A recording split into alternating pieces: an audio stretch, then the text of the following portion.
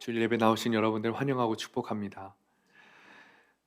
여러분은 언어가 무엇이라고 생각하십니까? 언어는 땡땡땡이다라고 한 문장으로 줄여서 말할 수 있다면 뭐라고 말씀하실 수 있으세요? 저는 언어란 의미를 담는 그릇이다라고 생각합니다.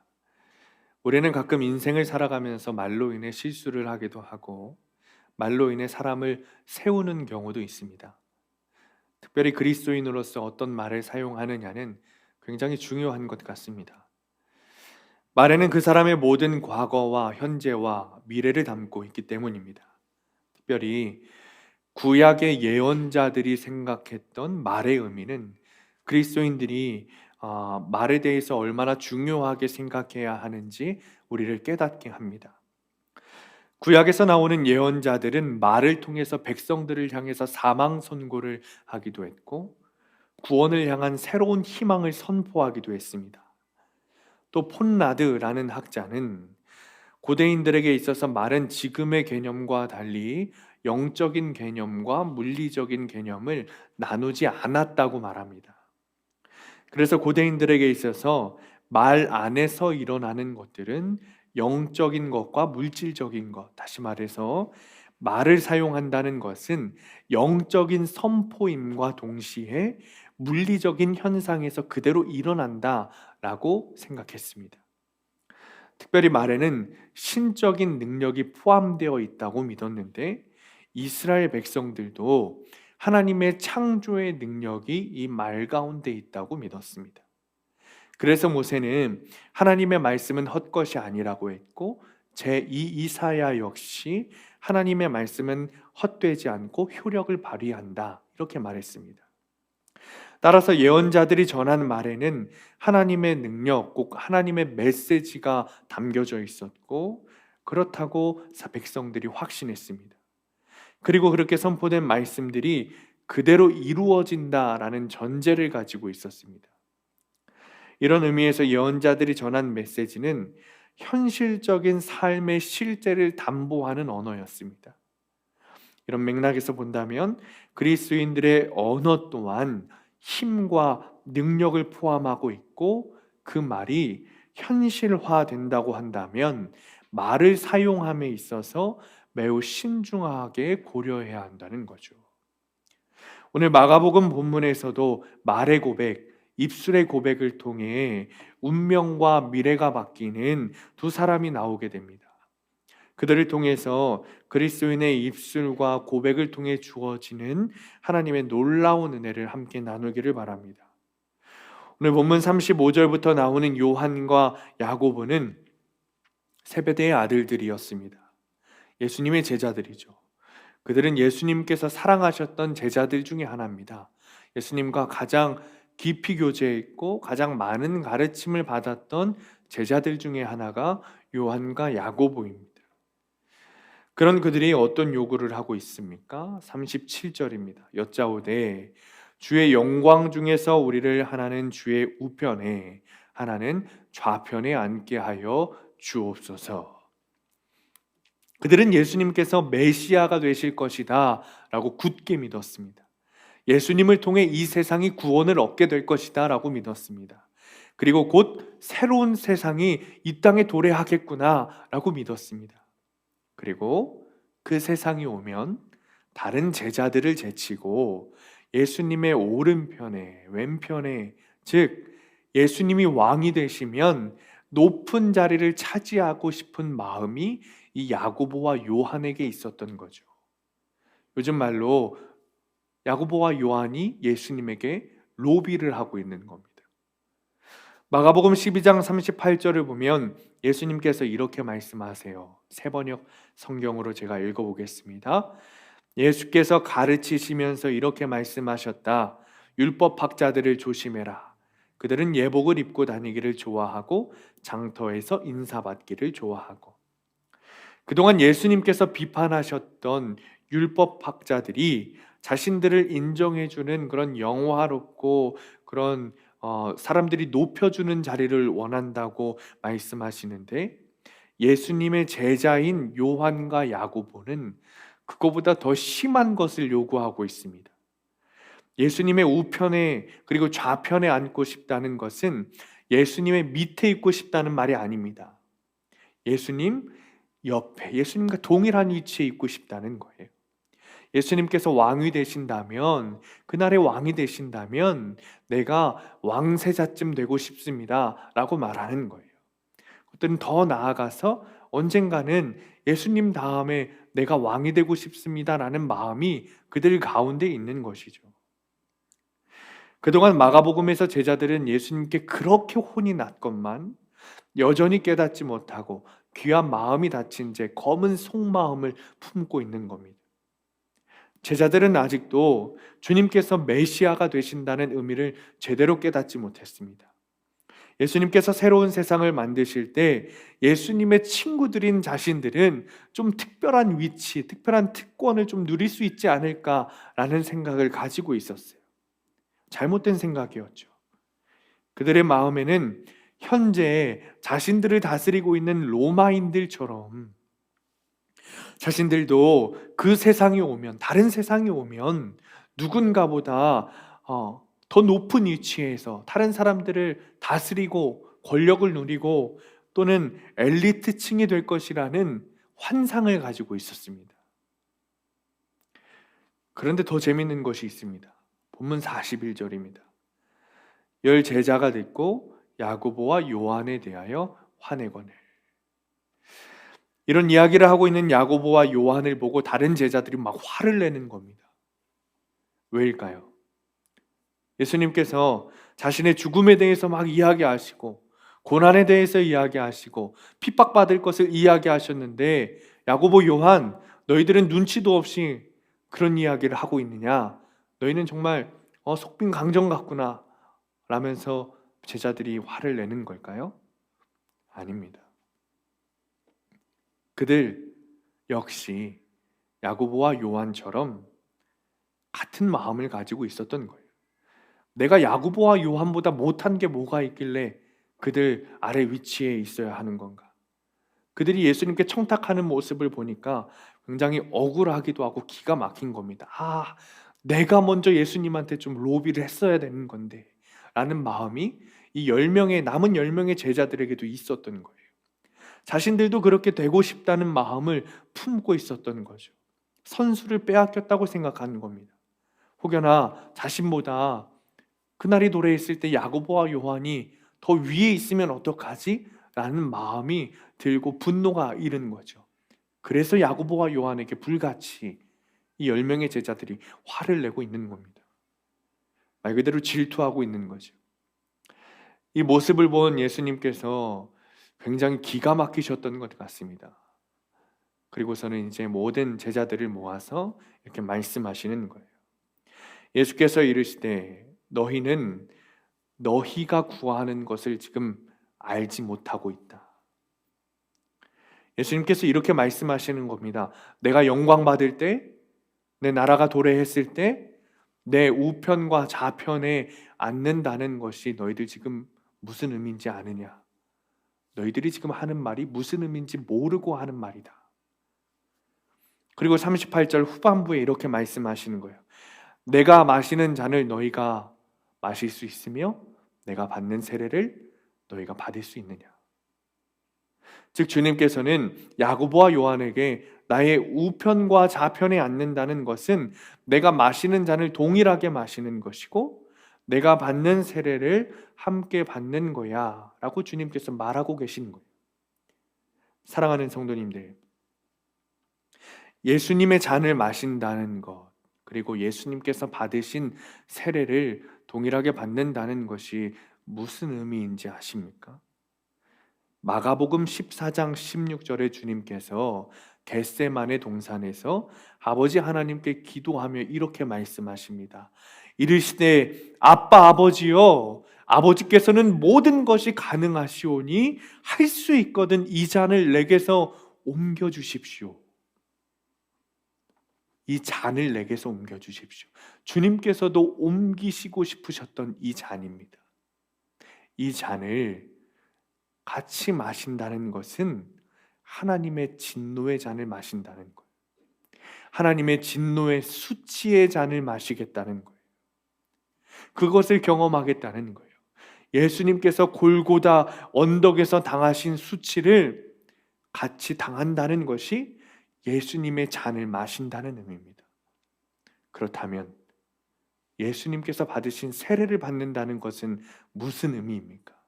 세례는 죽는다는 의미입니다. 물에 휩쓸려 고난당해 죽듯이 죽는다는 의미가 세례를 받는다는 거예요. 즉 예수님의 내가 마시는 잔을 너희가 마실 수 있고 내가 받는 세례를 너희가 받을 수 있느냐라는 말씀은 너희가 나처럼 십자가 죽음을 택할 수 있느냐라는 주님의 말씀입니다. 그러나 그들은 여전히 깨닫지 못합니다. 야고보와 요한은 예수님의 말씀의 의미는커녕 질문의 의도도 파악하지 못했어요. 그리고 이렇게 대답합니다. 39절에 그들이 말하되 할 수 있나이다. 야고보와 요한은 그것이 무슨 의미인지 모르고 대답한 겁니다. 주님, 할 수 있습니다. 할 수 있다는 이 말 여러분 어디서 들어보신 것 같지 않습니까? 저번 주에 우리가 함께 나누었던 젊은 부자 청년이 했던 이야기입니다. 내가 다 했습니다. 이 외침과 동일한 의미입니다. 내가 할 수 있습니다 라고 마치 내가 다 할 수 있는 양 대답하는 거예요.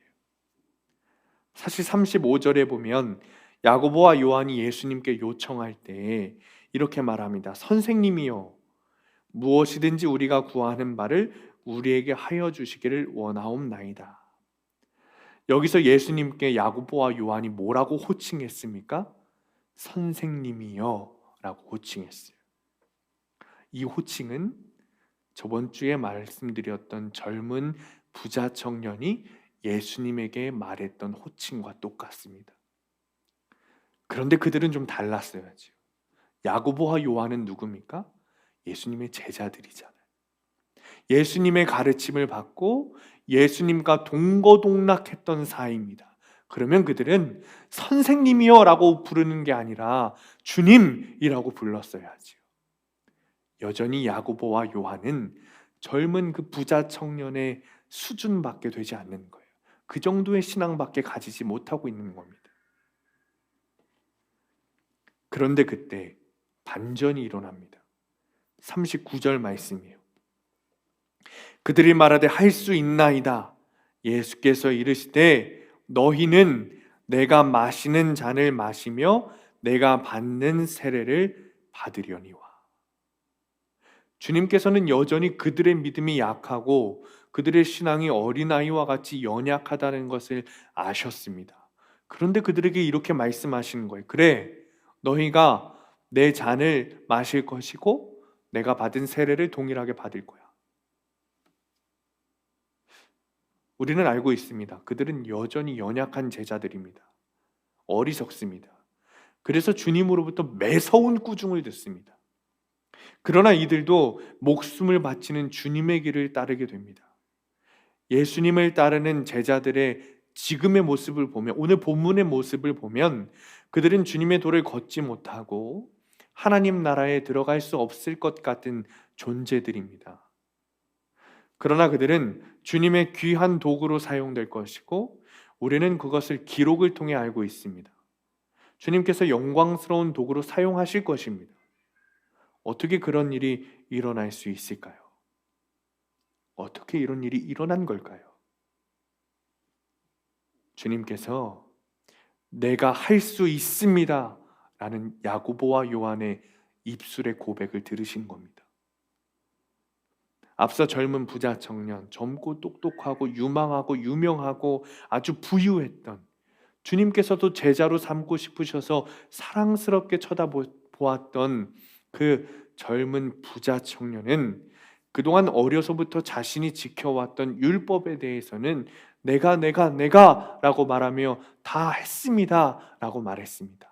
하지만 정작 예수님이 말씀하신 조건, 네가 가진 것을 다 팔아서 가난한 자들에게 나누어 주라 라는 이 조건에는 대답하지 못하고 도망갔어요. 앞서 당당하게 말했던 모습은 사라지고 없어졌습니다. 그런데 여전히 어리석고 연약해 보이고 예수님의 말귀를 잘 못 알아듣는 것처럼 보이지만 제자들은 달랐습니다. 주님께서 내 잔을 너희도 마시고 너희도 세례를 받을 수 있겠니? 라고 물어보셨을 때 네 주님, 할 수 있습니다. 입술의 고백을 한 겁니다. 결국 그들은 주님께서 주님의 도를 걷게 하시고 십자가의 길을 가게 하셨습니다. 주님의 영광스러운 도구로 사용하셨습니다. 영화로운 주님의 길, 십자가의 길을 걷게 하셨어요. 오늘 말씀을 통해 우리에게 주어지는 교훈과 은혜가 무엇입니까? 주님께서 입술의 고백을 들으시니까 우리의 입을 조심해야 됩니다 라는 걸까요? 말을 함부로 해서는 안 된다라는 걸까요? 그게 교훈일까요? 아닙니다. 오히려 반대입니다. 우리는 계속해서 입술의 고백을 해야 합니다. 물론 그것은 주님의 길에 합당한 것이어야겠죠. 주님이 원하시는 고백이어야 합니다. 주님께서 물으시는 질문에 우리는 여전히 주님 연약하여 할 수 없지만 그러나 주님께서 물으시니 주님 내가 할 수 있습니다. 왜요? 나를 인도하시는 분은 주님이시기 때문에. 나는 연약하지만 나는 어리석지만 여전히 주님의 뜻을 알지 못하지만 나는 할 수 있습니다. 나의 입술의 고백을 들으시고 주님께서 일하실 것을 내가 믿기 때문입니다. 이 고백이 우리의 입술에서 흘러나와야 합니다. 그렇다면 주님께서 원하시는 고백이 무엇일까요? 주님께서 원하시는 입술의 고백, 믿음의 고백은 주님께서 친히 우리에게 알려주셨어요. 본문 43절, 45절까지 말씀이에요. 우리 함께 읽습니다. 시작. 너희 중에는 그렇지 않을지니 너희 중에 누구든지 크고자 하는 자는 너희를 섬기는 자가 되고 너희 중에 누구든지 으뜸이 되고자 하는 자는 모든 사람의 종이 되어야 하리라. 인자가 온 것은 섬김을 받으려 함이 아니라 도리어 섬기려 하고 자기 목숨을 많은 사람의 대속물로 주려 함이니라. 아멘. 사랑하는 성도님들, 이것이 십자가의 길이고 진리의 길입니다. 주님의 잔을 마시는 것이고 이것이 세례를 받는 것입니다. 주님의 영광이 비치는 주님의 나라에서 크고자 하는 자는 섬기는 자가 되어야 합니다. 영화로운 빛이 찬란한 주님의 나라에서 으뜸이 되는 자가 되려면 모든 이들에게 종이 되어야 합니다. 그리고 그 길은 나의 목숨을 버리는 것이고 즉 주님이 걸으셨던 십자가의 길을 걷는 겁니다. 주님께서는 그 십자가의 길을 걷겠냐고 물으시고 아멘, 나는 할 수 있습니다 라는 우리의 입술의 고백을, 믿음의 고백을 듣고 싶어 하십니다. 2012년에 나온 엄마라고 불러도 돼요? 라는 책이 있습니다. 케이티 데이비스라고 하는 20대 초반의 젊은 백인 여성이 쓴 간증입니다. 케이티 데이비스는 세상 사람들이 부러워하는 모든 것을 가진 어린 소녀였어요. 미국 테네시주의 아주 부유한 가정에서 자랐고 청소년 시기부터 스포츠카를 타고 다녔고 잘생긴 남자친구가 있었고 공부도 항상 1등을 하고 학생회장도 했던 그런 친구였습니다. 그런데 그녀가 모든 것을 버려두고 주님을 따라가는 이야기입니다. 케이티 데이비스는 고3이 되는 여름방학 때 3주 동안 우간다 고아원에서 자원봉사 활동을 하기로 했습니다. 가서 첫날 밤을 자고 아침에 눈을 딱 뜨니까 새카만 얼굴들이 자기를 내려다보고 있다는 거예요. 그리고 자기가 눈 뜬 것을 보고 일제히 웃는데 그 미소 짓는 입술 사이로 새하얗게 빛나는 치아가 케이티 데이비스의 마음을 움직인 겁니다. 그리고 미국으로 다시 돌아와서 고등학교를 졸업하고 1년 동안 우간다에서 선교 사역을 하기로 마음을 먹고 다시 떠났어요. 그러던 어느 날 5살짜리 어린아이 스코비아가 어렵게 이 데이비스에게 이런 말을 하는 거예요. 데이비스, 나의 엄마라고 불러도 돼요. 이 스코비아의 이 한마디는 주님께서 네가 이 아이들의 엄마가 되어주겠니? 라는 물음으로 들렸다는 거예요. 그리고 주님의 이 한마디에 데이비스가 모든 인생이 바뀌었다는 거죠. 그리고 데이비스는 이렇게 14명의 아이의 친엄마가 되었습니다. 그저 이름만 입양한 게 아니고 아이들의 진짜 엄마가 되었고 그들을 진짜 가족으로 받아들였어요. 그리고 평생 우간다에서 살기로 결심을 한 겁니다. 고국에 있는 사랑하는 남자친구가 보고 싶어서, 가족이 그리워서, 너무 외로워서 울기도 했고 생지가 무서워서 벌벌 떨면서 침대 밑으로 내려가지 못하기도 했습니다. 그뿐 아니라 아이의 몸속에 벌레가 심어놓은 알을 생사를 파내기도 해야 됐고 기저귀를 갈아다 주면 지렁이만한 기생충이 나오기도 했답니다. 그런데 그런 어떤 것도 그녀를 말릴 수가 없었다는 거죠. 그 길이 주님의 길, 십자가의 길이라는 사실을 믿었기 때문입니다. 너무 어렵고 힘들어서 자신의 힘으로 할 수 없다는 것을 알았을 때 네, 할 수 있습니다 라는 입술의 고백을 들으신 주님께서 자신 대신 그 일을 하셨다는 거예요. 우간다에서 도와야 할 아이들이 400명이 넘게 되면서 미국으로 모금 활동을 갔습니다. 그런데 재밌는 것이 미국에서의 삶이 더 낯설게 느껴졌다는 거예요. 집에 잠시 돌아왔는데 심한 문화 충격을 겪었다는 겁니다. 20년 동안 살아온 고향인데 낯설게 여겨지고 오히려 1년밖에 살지 않은 우간다가 고향처럼 여겨졌다는 거예요. 그 이유가 미국에서는 하나님을 바라보지 못했다는 거죠. 미국에 와서 예수님을 잃어버렸다고 고백했습니다. 실제로 예수님이 내 곁을 떠나가신 건 아니지만 자꾸 예수님이 멀게 느껴지는 겁니다. 그 이유에 대해서 이 데이비스가 책에 이렇게 썼습니다. 미국에서는 몸이 아프면 약국이나 병원을 찾아간다. 배가 고파서 뭔가 먹고 싶으면 슈퍼마켓으로 달려간다. 급히 어딘가 가야 하면 차를 탄다. 누군가의 조언이 필요하면 엄마에게 전화를 걸거나 룸메이트에게 말을 건다. 기분 전환이 필요할 때는 남동생 브래드를 찾아가면 브래드가 나를 실컷 웃겨준다.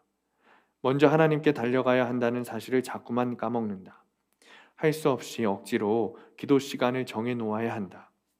우간다에서는 매 순간 하나님과 소통하며 지냈는데 말이다.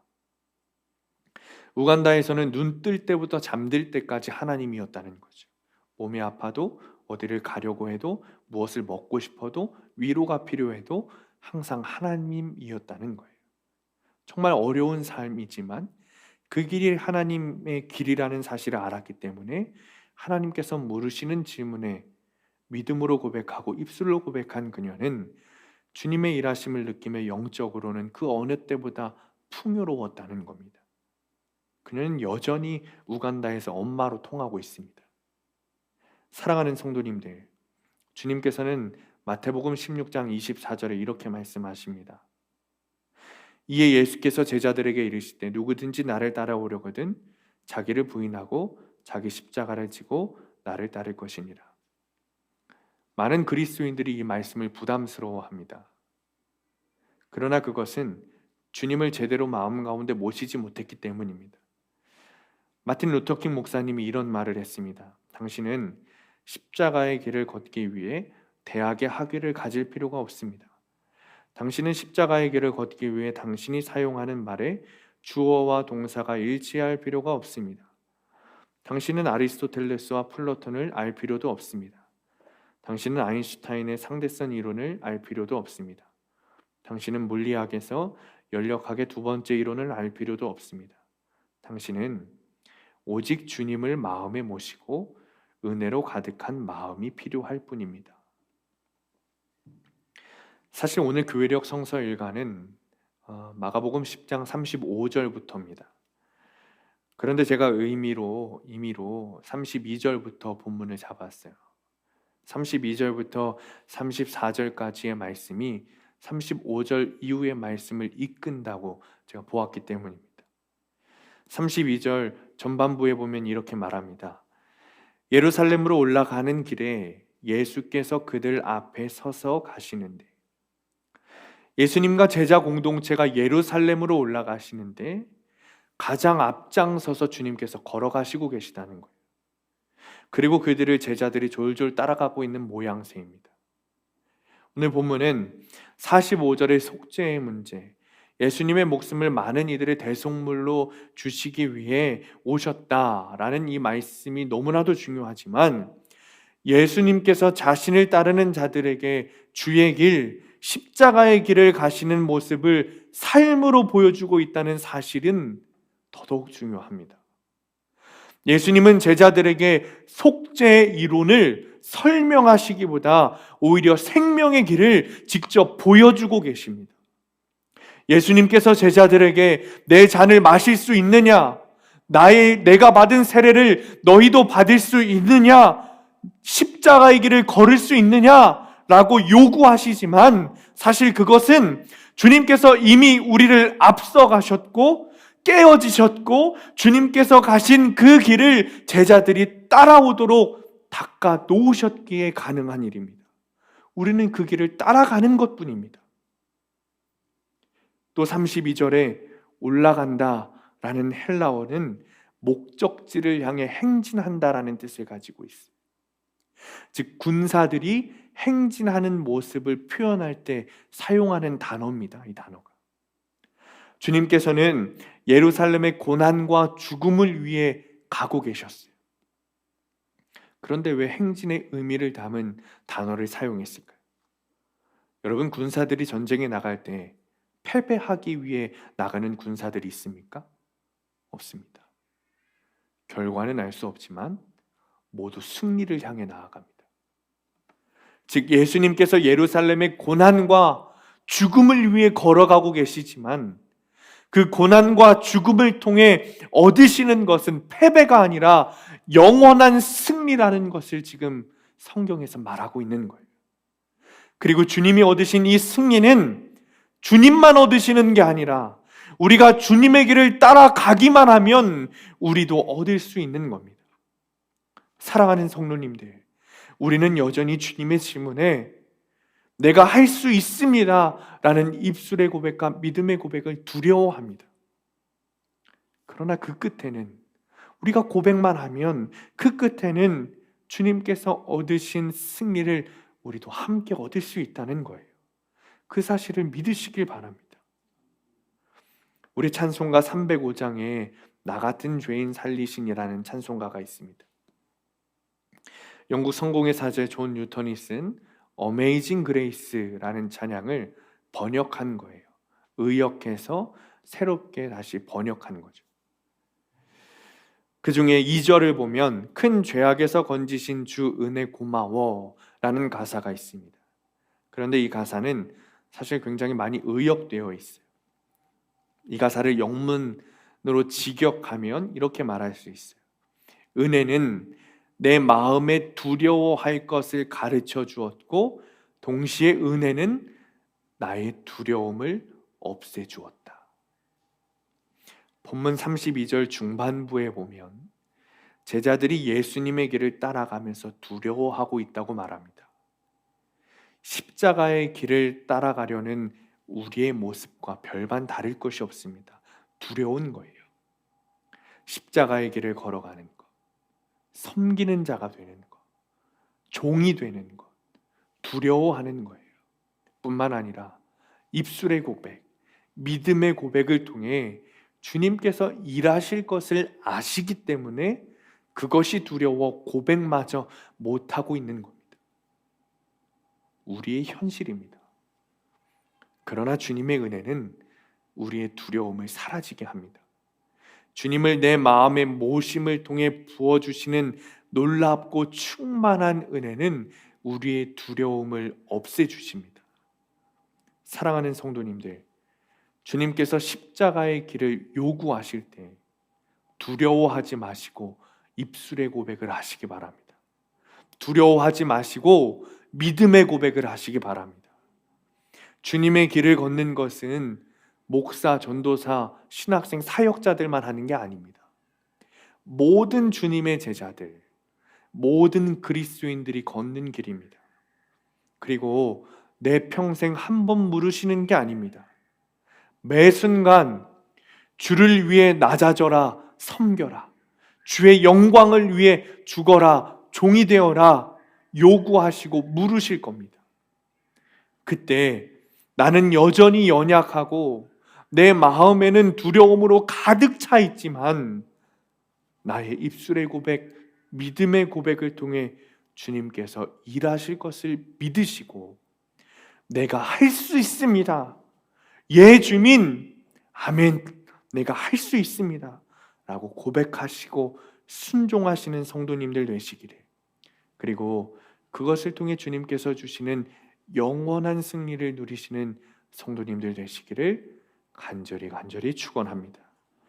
기도하겠습니다.